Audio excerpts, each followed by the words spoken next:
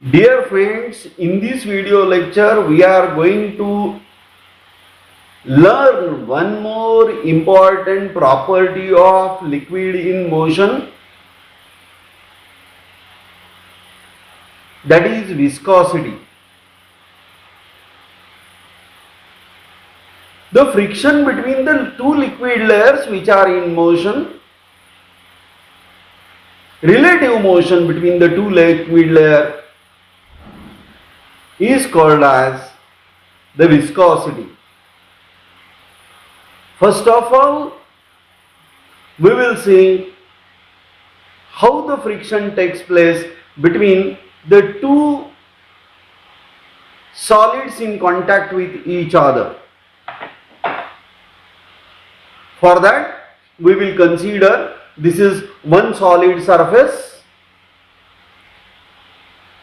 this is the another solid surface, this is the wooden scale tries to move over the surface of the duster. Whenever these two surfaces come in contact with each other, there is opposition to the relative motion between the two surfaces in contact with each other. This is called as friction.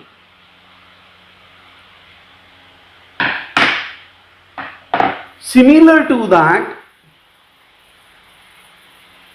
when the liquid surfaces are in contact with each other, then there is opposition to the relative motion between the liquid surfaces, liquid layers rather we say that, in contact with each other is called as the viscosity. It's our common experience that if you pour a water from a bottle in another can, the flow of water in another can will be a steady flow, it will be fast. Instead of that, if you want to pour a honey or a syrup, cup syrup, in another can, the flow is slow, because in case of honey, the particles of honey opposes the relative motion with each other. At the same time, the particles of honey and the particles of the solid in contact with particles of honey opposes their relative motion with each other. This opposition to the relative motion between the particles of the liquid with each other and the particles of a liquid and a solid is called as viscosity.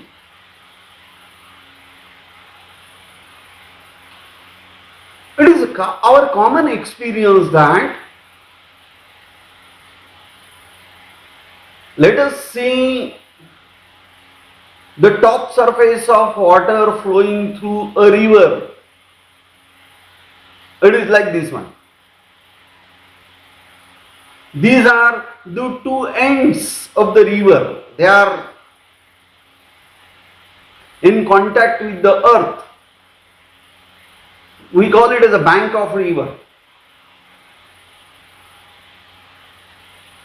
You used to see that the liquid in contact with the bank of river used to flow slowly on either side, and the liquid which is at the center of the river used to flow with larger speed. because there is opposition to the flow of liquid whenever it is contact with the bank of the river. आपण असं गृहीत धरूया की हे नदीचं पाणी वाहत आहे, हे नदीचं पाणी या दोन टोकाला जमिनीबरोबर कॉन्टॅक्ट मध्ये आहे. जमिनीबरोबर कॉन्टॅक्ट मध्ये असलेल्या नदीच्या पाण्याचा प्रवाह हा कमी वेगाने असतो आणि नदीच्या मध्यभागातला प्रवाह हा जास्त वेगाने असतो. हा वेगातला प्रवाह बदल त्या नदीच्या प्रवाहामध्ये असलेल्या पार्टिकल मधल्या अपोजिशन मध्ये मुळे असतो. त्याला आपण विस्कस फोर्स किंवा त्या प्रॉपर्टीला आपण विस्कॉसिटी असं म्हणत असतो. आता जर समजा एखादा लिक्विड आपण असं गृहीत धरलं की त्यांच्यामधल्या लेयर्स मध्ये वेलॉसिटी मध्ये कसलाही बदल होत नाही, याचा अर्थ त्या लेयर्स मध्ये कुठल्याही प्रकारचा मोशनला विरोध होत नाही. अशा मोशनला आपण नॉन विस्कस फ्लो असं म्हणत असतो.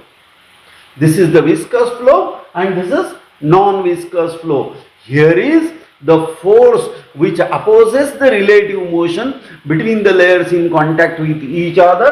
This force is called as viscous drag or viscous force, and such a viscous force or viscous drag is not available here, is not present here. Because of that, its motion is with constant velocity and without change of velocity from layer to layer.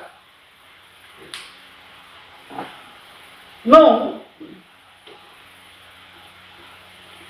we will again come to the two important points. The property of a fluid because of which there is relative opposition for the motion of liquids and layers is called as viscosity. Now let us consider this is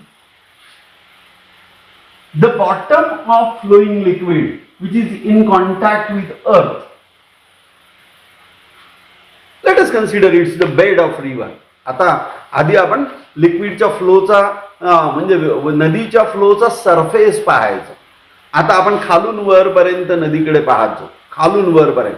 खाली जमिनीला contact मध्ये असलेलं रिव्हरचं liquid आणि मग तिथून वर जाऊ.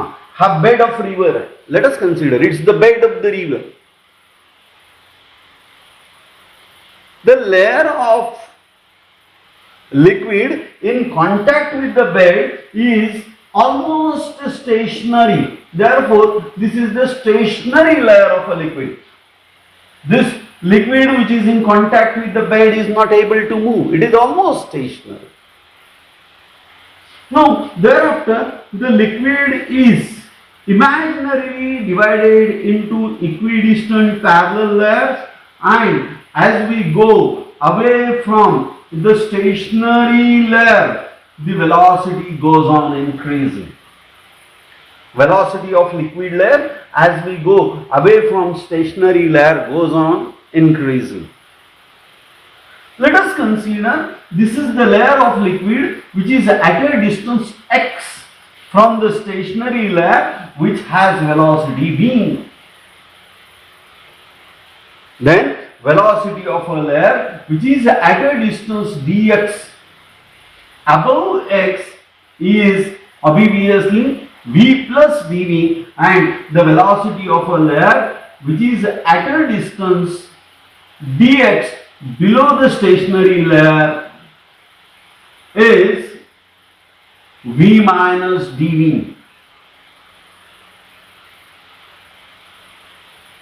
The velocity of a liquid layer at a distance x from the stationary layer is v, and as we go away from stationary layer its velocity increases. Therefore, at a distance of dx its velocity increases by v plus dv. If we go towards the stationary layer, its velocity decreases and it will be v minus dv at a distance of dx. It means that the velocity changes by dv with change of distance dx from the stationary layer.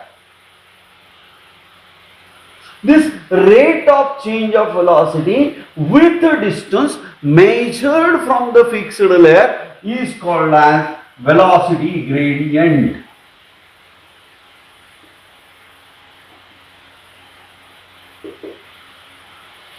The change of velocity per unit distance measured from the stationary layer is called as velocity gradient.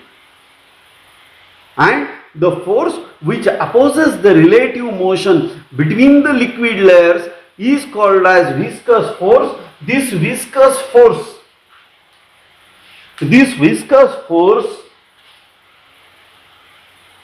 acting on a layer of area A is directly proportional to area and is directly proportional to velocity gradient. Therefore, viscous force is equal to eta, constant of proportionality, I into A into dV by dx, where eta is called as coefficient of viscosity.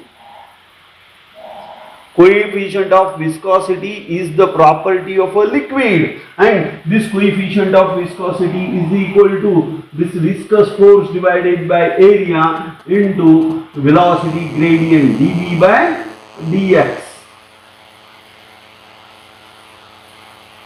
The substances which has greater coefficient of viscosity are more viscous. Therefore, honey is more viscous than that of water. If A is equal to 1 unit, that is 1 meter square, and dV by dx is equal to 1 meter per second per meter. Again it is 1 unit. If A is 1 unit and velocity gradient is 1 unit, then what you will see that this coefficient of viscosity is equal to F. Therefore, coefficient of viscosity is defined as viscous force. Coefficient of viscosity is defined as viscous force per unit area per unit velocity gradient. Coefficient of viscosity is the property of flowing liquid.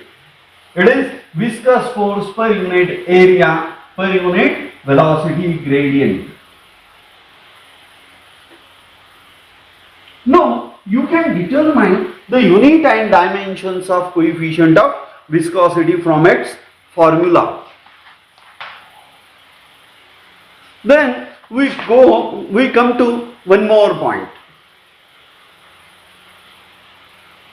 Let us consider a liquid in a container. Now, we got a metal sphere of radius r. When metal sphere of radius r is moving along the liquid, it displaces the liquid which is close to it, and like that you will get these are the liquid layers which get displaced from their original position. And because of this, the motion of the metal sphere is opposed by the liquid within which it is moving.